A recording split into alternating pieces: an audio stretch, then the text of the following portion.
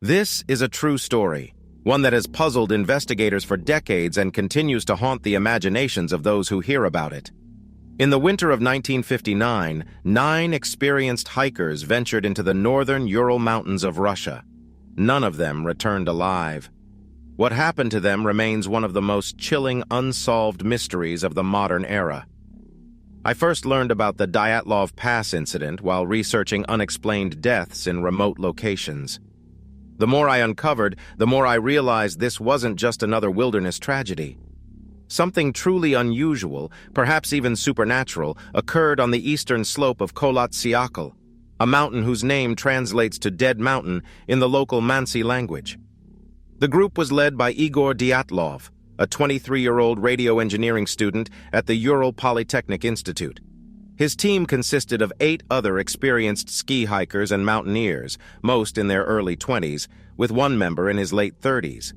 They set out on January 25, 1959, well-prepared and in high spirits, documented by the photographs later recovered from their cameras. Their journey began normally enough. They traveled by train to Ivdel, then took a truck to Vizhai, the last settlement before the wilderness. On January 27th, they began their ski trek toward Otorten Mountain. One member, Yuri Yudin, had to turn back due to health problems, a decision that saved his life. The remaining 9 continued their expedition. They kept a diary and took many photographs, showing no signs of worry or fear. Their last diary entry on January 31st mentioned plans to set up camp on the slopes of Kholat Syakhl. When they failed to send a telegram to their sports club as planned, search parties were organized. On February 26th, searchers found their tent on the mountain slope. What they discovered made no sense, and still doesn't to this day. The tent had been cut open from the inside. All the group's belongings, including shoes, remained inside. 9 sets of footprints, some in socks, some barefoot, led away from the tent toward the edge of the nearby forest. It appeared they had fled in terror, not even taking time to put on proper clothing despite temperatures of minus 30 degrees Celsius, minus 22 Fahrenheit. The first 2 bodies, those of Yuri Krivonashenko and Yuri Doroshenko, were found under a large cedar tree at the forest's edge. They were barefoot and dressed only in underwear. The branches of the tree were broken up to 5 meters high, suggesting someone had climbed it, perhaps to look for something in the distance. Between the tree and the tent, searchers found 3 more bodies, Dyatlov, Zina Kolmogorova, and Rustem Slobodin. Their positions suggested they were attempting to return to the tent when they died. It took more than 2 months to find the remaining 4 hikers. Their bodies were discovered in a ravine under 4 meters of snow, 75 meters from the cedar tree. These victims were better dressed than the others, suggesting they had taken clothing from their dead friends in a desperate attempt to survive. The official investigation listed the cause of death as a compelling natural force. But the details of their injuries tell a more disturbing story. Nikolai Thibault Brignol had suffered massive skull damage.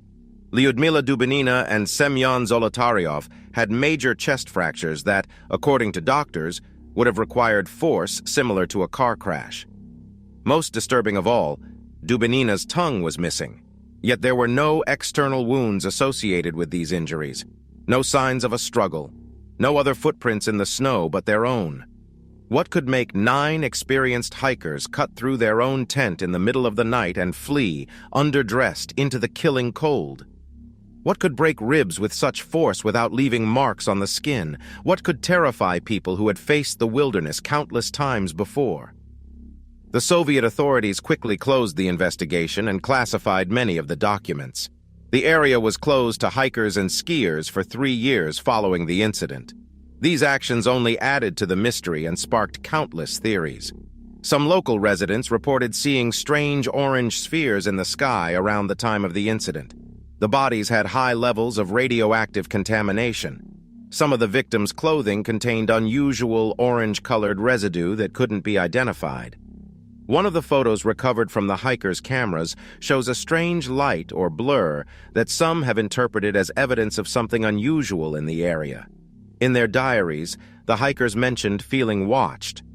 Over the years, many theories have emerged to explain what happened that night. An avalanche might have damaged their tent, forcing them to flee, with the crushing injuries coming later from falling into the ravine. Yet the slope wasn't steep enough for a typical avalanche, and the tent remained largely intact.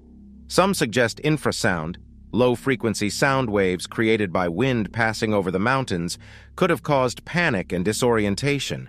These sounds can create feelings of fear and unease in humans. Military testing in the area could explain the radioactivity and strange lights. Perhaps they encountered a secret weapons test and were killed to silence them. Others point to the indigenous Mansi people who considered the mountain sacred. But the Mansi were peaceful, and the injuries didn't match any attack. Some theories venture into the supernatural, UFOs, the Russian equivalent of the Yeti known as the Menk, or an angry spirit of the mountain. The most recent official investigation in 2019 concluded that an avalanche followed by hypothermia caused the deaths.